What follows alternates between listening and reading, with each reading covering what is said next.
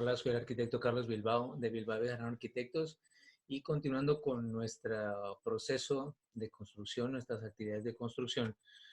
En esta ocasión vamos a hablar del tema de la cubierta.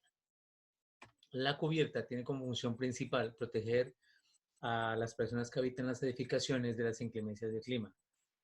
Las características que debe cumplir la cubierta básicamente son de impermeabilidad, es decir, que evite el paso del agua, y también el tema del aislamiento. Aquí tenemos el concepto del clima, o de un aislamiento térmico, y aislarnos de los sonidos del exterior, del ruido del exterior. Entonces hablamos del acústico. Entonces encontramos materiales en las cubiertas que nos proveen de un aislamiento termoacústico.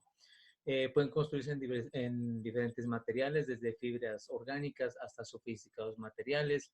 El caso de hay unas láminas que permiten techar con unas luces o distancias entre apoyos muy grandes, entonces tenemos unos espacios muy amplios y muy cómodos. Dentro de las partes de las cubiertas podemos identificar la cumbrera, que es la parte más alta. Tenemos una limateza, que es donde convergen dos planos para entender el concepto, digamos que de manera convexa, y la limaolla de una manera cóncava, para que podamos entender el concepto. Podemos identificar el alero, que es importantísimo para proteger nuestras fachadas. Tenemos el faldón, tenemos una guardilla, una culata, que es la parte superior de los muros donde se apoyan nuestras cubiertas. En, Actualmente en el mercado existen muchos materiales como el PVC, ¿no? Que hacen que las cubiertas sean muy livianas. Vienen unas dimensiones desde 5 hasta 12 metros, que nos permite tener facilidad en la instalación. Repito, como son livianos, entonces este proceso en la construcción se vuelve más rápido y se vuelve más práctico. Todo esto viene también con sus respectivos elementos: canales de agua, lluvias, cumbreras, bajantes, uniones, etcétera. Viene con todo esto, suele venir con todos los accesorios. En cuanto a la estructura de la cubierta de un techo, se compone, digamos que básicamente, de dos estructuras. Una es la estructura primaria, que es la encargada de soportar su propio peso y el de la cubierta, o sea, de todos los demás elementos, y esa estructura primaria es la que se apoya en nuestros elementos verticales de la estructura de edificación, que es quien lleva las cargas hacia el terreno. Y existe una estructura secundaria, ¿no? Que es la encargada de sostener eh, los elementos que vamos a colocar como cubierta, bien sean tejas de barro, teja de PVC, teja de Eternit. Esa estructura que va a sostener todos estos elementos tiene que amarrarse a la estructura primaria. Es como cuando veíamos el ejemplo de las losas en el video de estructuras, en las losas de entrepiso, por ejemplo, que la losa se compone de unos elementos que son las vigas, que aquí sería la estructura primaria, y eso tiene unas viguetas y unas riostras, que aquí sería la estructura secundaria. Todo eso amarrado, en este caso, nos va a conformar la cubierta. Entonces, hay que tener en cuenta que estas estructuras no solamente soportan su propio peso, sino que tienen que tener en cuenta los vientos, las lluvias, ¿no? Cuando se diseñan los proyectos, los proyectistas, el arquitecto o el ingeniero civil deben tener en cuenta este tipo de efectos, o sea, de fenómenos que van a afectar nuestra edificación, porque no solamente son los sismos, sino hay vientos muy fuertes, que en el caso de los rascacielos los afectan muchísimo. Aquí tenemos una imagen de lo que hablamos de la estructura primaria, la estructura secundaria y el material en que se construye la cubierta. Pues hay variedad, pueden ser metálicos o de madera, todo depende de las especificaciones del diseño y del tipo de la cubierta, ¿no? Del tipo de los proyectos. Eh, Hay una relación muy directa, ¿no? Entre las distancias que podemos tener en un proyecto dependiendo de la cubierta. Es decir, si nosotros tenemos una cubierta liviana, podemos, y si el material lo permite, podemos tener grandes distancias para manejar, por ejemplo, conceptos minimalistas y de plantas libres, ¿no? En el caso, por ejemplo, de coliseos, de escenarios deportivos, en donde las luces, o sea, los apoyos de la cubierta son de decenas de metros incluso, porque así lo requiere el espacio. Estos son algunas son ejemplos pues muy básicos. Lo único que quiero mostrar aquí es que con la cubierta se pueden hacer muchísimas cosas. Si ustedes entran a Google y buscan construcciones modernas, hay unas cosas espectaculares, increíbles, cubiertas como en los museos de los Guggenheim, que es una cosa, ¿no? Que incluso creería uno que eso no tiene ni forma, nada, pero es para entender que con las cubiertas uno puede poner a volar la imaginación. Eh, Eso en cuanto al tema de la cubierta. Vamos a ver muy rápidamente las instalaciones en la edificación, comenzando por las instalaciones eléctricas, que básicamente es la red por la cual se suministra energía o el fluido eléctrico a cualquier edificación. Esto contiene una serie de dispositivos y accesorios, entre ellos están los tomas, los apagadores, también se incluyen los tomas de televisión, los tomas de datos, los tableros, donde van los breakers. Todo este sistema debe ser diseñado y ejecutado por profesionales. En el caso de los diseños están los ingenieros eléctricos, que son los encargados de hacer este tipo de diseño de redes. Para eso estudiaron. Y en el caso de la ejecución es importante que el ingeniero eléctrico supervise el trabajo y quienes ejecuten las obras deben ser gente especializada. Se suele incurrir en el error de que colocan al maestro que como es una obra pequeña, pues que él haga todo. Entonces él pega tubos de agua, él pone sanitarios, él pone tomas eléctricos, él pone todo. Y eso es un error porque él no tiene conocimiento sobre esa actividad en específico. Entonces la recomendación es que utilicemos gente para cada campo, la gente especializada. Aquí tenemos a la izquierda un plano en donde podemos apreciar si bien nosotros como arquitectos, o sea, yo en este plano, que es una unidad de salud, coloco donde yo necesito las luminarias, donde yo necesito los tomas, porque voy a colocar unos equipos, porque voy a colocar un escritorio, porque voy a colocar un computador. Entonces, yo como arquitecto sugiero y propongo dónde necesito mis aparatos, pero es el ingeniero quien diseña la red e incluso los presupuestos. Es mejor que el eléctrico haga su presupuesto eléctrico con cantidades, o sea, todo el presupuesto lo arme el ingeniero eléctrico. El proceso de instalación eléctrica no es, en cuanto a obra, no se puede hacer unas actividades y entonces acabo las mías y luego entro el eléctrico. Por lo general siempre suele ir a la par. Es decir, si yo no puedo terminar los muros, repellar, estucar y pintar y que luego entre el eléctrico. No, yo tengo que, voy a poner un ejemplo, los muros en sistema liviano, en sistemas drywall. Entonces, yo lo que puedo hacer es estructurar mi muro, colocar una cara, tapar una cara y dejar la otra cara sin tapar para que le pueda colocar su tubería, coloque sus cajas para que pueda cablear, para que pueda paratear, para que pueda hacer todo su proceso. Y después de eso, yo ya sigo tapando mis muros y sigo con los acabados. Entonces, es importante tener en cuenta en las programaciones de obra estos tiempos, porque cuando hablamos de la ruta crítica, que tengo un video sobre la ruta crítica, resulta que si el eléctrico no coloca los tubos y no coloca las cajas, yo no puedo tapar mi muro. Y eso me atrasa el estuco, me atrasa los acabados. Entonces, eso forma parte de la ruta crítica. Por eso es importante que cuando se programen las obras, hay que tener en cuenta estos tiempos y la ejecución de estas actividades. Se incluyen también cámaras de seguridad, por ejemplo, o aires acondicionados. Todo esto tiene que ver con la red eléctrica. El eléctrico debe tener en cuenta todos estos aparatos, ¿no? A la hora de diseñar su red y de ejecutar la obra. Varían de acuerdo a la complejidad. No es lo mismo hacer una vivienda de un piso, de 2 pisos, o hacer un edificio inteligente de 30, 40 pisos de oficinas, en donde, por ejemplo, la red de datos va a ser muy diferente a una vivienda que seguramente ni siquiera tendrá red de datos. En cuanto a las instalaciones hidráulicas, básicamente es la red que transporta el agua potable, bien sea, pues básicamente entra fría, pero adentro yo la convierto en caliente a través de un aparato. Y también la evacuación, ¿no? Esto ya es la parte sanitaria de las aguas servidas y las aguas lluvias.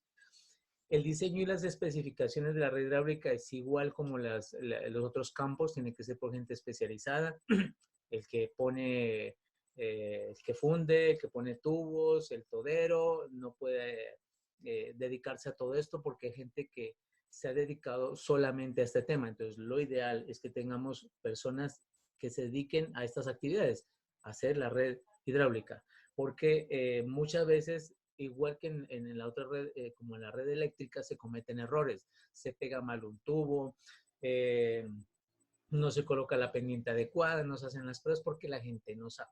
Cree que es simplemente pegar un tubo ya, y eso no es así. Entonces aquí tenemos en el gráfico un ejemplo por donde va la red hidráulica, los aparatos que van, luego del calentador sale la línea roja que es la red de agua caliente, a todos los aparatos que lo necesiten. Entonces esto requiere un diseño, no es simplemente colocar tubos por colocarlos.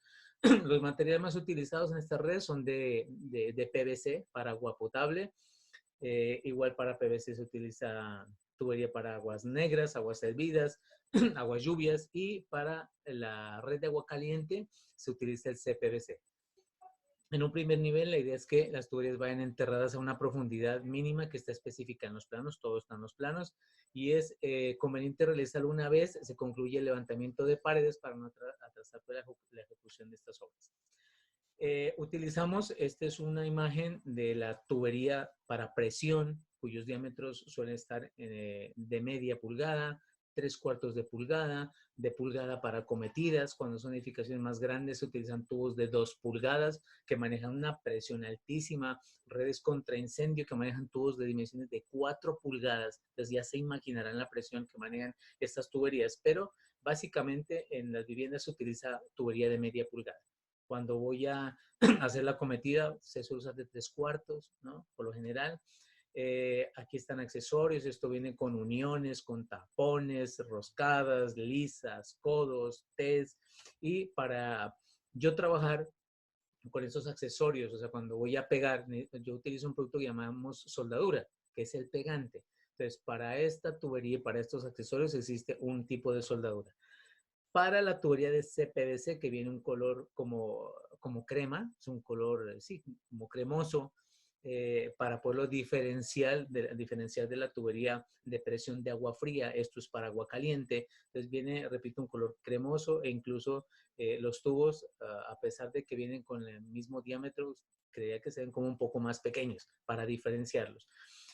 También vienen con sus respectivos accesorios, todo para agua caliente, lo mismo que el pegante o la soldadura, viene de otro color para poderlo diferenciar. Si usted pega unos tubos de CPVC, o sea, de agua caliente, con soldadura para tubos de presión de agua fría, cuando el agua caliente pase por el tubo, lo va a despegar y entonces se va a salir el codo del tubo y va a regar todo el agua caliente. Entonces, por eso es importantísimo que tengamos en cuenta que para cada uno existen unos elementos y unos accesorios.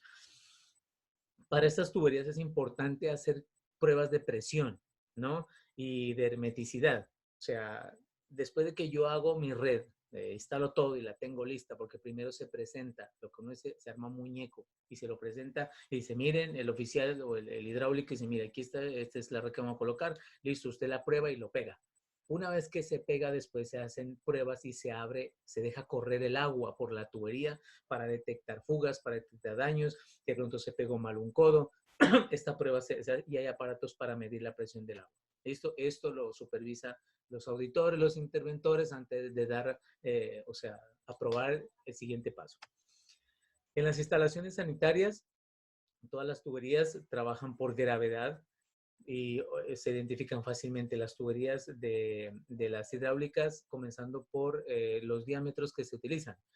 En las tuberías sanitarias ya utilizamos tuberías de 1,5 pulgada, 2 pulgadas, 3, 4, 6, 8, 12 pulgadas. O sea, los tamaños son mayores porque el nivel de evacuación es más grande y hay elementos que necesitan de un diámetro más grande para poder ser evacuados.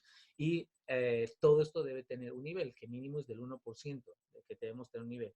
Entonces, en ese plano se marca de una manera sencilla a través de líneas por donde iría la red, de los aparatos de donde sale y las pulgadas que maneja. Es importante esta información para yo saber qué tipo de tubería lleva cada aparato. Esto es, bueno, es una imagen de cómo se va ensamblando la red en la edificación para lograr evacuarla. En la construcción de entrepisos, cuando tenemos losas de entrepisos, se debe prever los pases.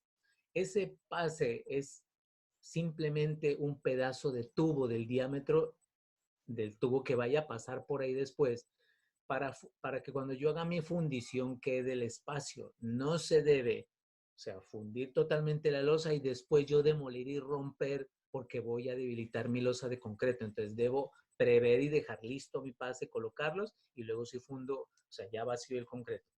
Las tuberías, como les dije, se identifican por los diámetros y porque vienen de diferentes colores. Y ya las sanitarias vienen de colores amarillos y paraguas lluvias vienen de color naranja.